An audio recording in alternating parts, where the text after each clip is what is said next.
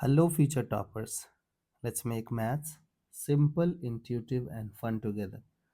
So, we got wholesome new problem which says let this be in GP. So, if this thing is in GP, so can I say that the common ratio will remain the same? This means next term divided by first term is equal to next term divided by first term. Okay? Means I can say that 16 times A is equal to B by A.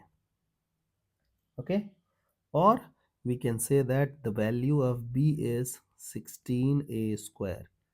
So we have extracted the first information. Now let's move on to the next part. And this thing is in GP. So these things are in GP.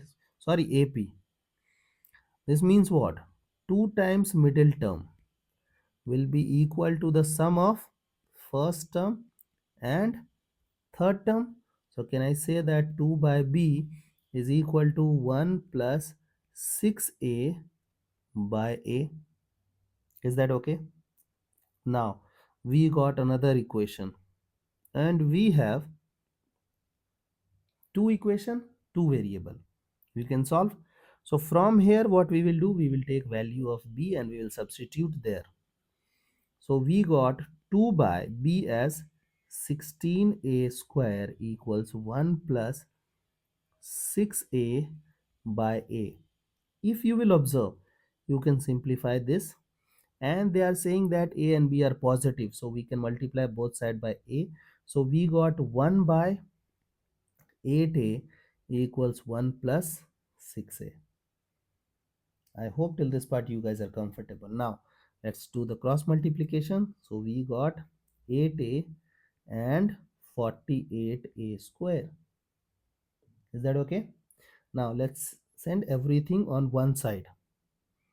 So we got 48A square plus 8A minus 1 equals to 0. So 12, 4 times 48 and 8. Yes. So 48A square plus 12A 4A. Okay. What we will do? We will take 12A common from these two things and minus 1 from there. And we have 4A plus 1. So we got value of A as 1 by 12 and minus of 1 by 4. As we all know that A and B are positive, so you have to reject this thing. So A becomes 1 by 12. Okay. So A is 12. So now we have to find out the value of this. For that you have to find out the value of B. So B will become 16. A is 1 by 12. So 1 by 12, 1 by 12. So you can simplify things. Do we need to do that? A12. Yes, I will put 12 on the denominator. So I can 4 3s are 4 time. Okay. So value of B is 4 by 36. Now required value is what? 72 times A plus B. So 72 is 72. A is 1 by 12. B is what? 4 by 36. So 4 by 36. So 3 times. So 3 and 3. So we got 7 by 36. So 72, 7 by 36. This thing gone 2 times. So we got 14.